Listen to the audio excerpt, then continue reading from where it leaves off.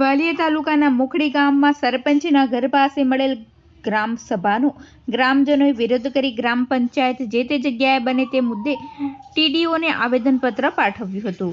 વાલિયા તાલુકાના મુખડી ગામમાં આજરોજ સરપંચના ફળિયામાં બપોરના અરસામાં ગ્રામસભા મળી હતી.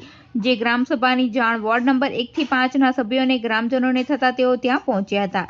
તે સમયે સરપંચ પુત્ર અને પુત્રવધુ સહિતના લોકોએ ગેરવર્તન કરી ગ્રામજનોને ગ્રામસભામાંથી બહાર ફેંકી દેવાની ધમકી આપી હોવાના આક્ષેપ કર્યા હતા. જે બાદ વોર્ડ નંબર 1 થી 4ના હાજર ગ્રામજનોએ ગ્રામસભાનો બહિષ્કાર કરી ગ્રામસભામાં લીધેલ ઠરાવમાં અસહમતિ બતાવી હતી અને જૂની જગ્યા પર જ ગ્રામ પંચાયત કચેરી બનાવવા ગ્રામજનોએ તાલુકા વિકાસ અધિકારી વૈશાલી રાવને ડેપ્યુટી સરપંચ અને સભ્યો સહિત ગ્રામજનોએ આવેદનપત્ર પાઠવ્યું હતું. મારું નામ વસાવા રીતાબેન મુકેશભાઈ, ગામ મોખડીથી હું બોલું છું. ગ્રામ પંચાયત ઓફિસને જે આ બાબત છે તે જૂની ઓફિસ છે એ જગ્યાએ અમારે બાંધવાની જરૂર છે, પણ એ લોકો સરપંચ લોકો માનતા નહીં.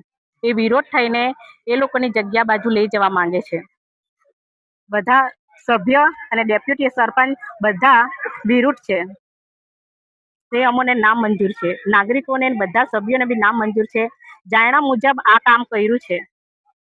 મારું નામ દિનેશભાઈ સુરેશભાઈ વસાવા છે. મેં મોખડી ગામનો રહેવાસી છું ને આ વાદ વિવાદ થયો છે કે જૂની ગ્રામ પંચાયત હતી ત્યાં જ બનાવવા માટે અમારે ગ્રામજનોની રજૂઆત ત્યાં છે કે ત્યાં જ બનાવે, પણ હવે સરપંચના છોકરાની નામંજૂરી છે. સરપંચ કે બોલતા જ નથી, પણ અમારો સખત વિરોધ છે. એ ત્યાં ગામ લોકોને પૂછ્યું નથી ડેપ્યુટી સરપંચે પૂછવા. ડેપ્યુટી સરપંચ અમારી હાથે છે, અમારા 3 સભ્ય હાથે છે. અમારી પૂછ્યા વગર એ લોકોએ કામ ચાલુ કરી દીધું છે ત્યાં.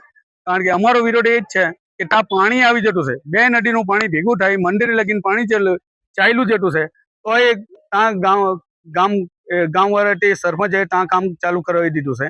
તો અમારે સખત વિરોધ છે કે ત્યાં કામ બંધ કરાવો. ગામવાળાને પૂછો તમે પહેલા, ને તમારા ગામના સભ્યોને પૂછો કે કંઈ કરવું છે.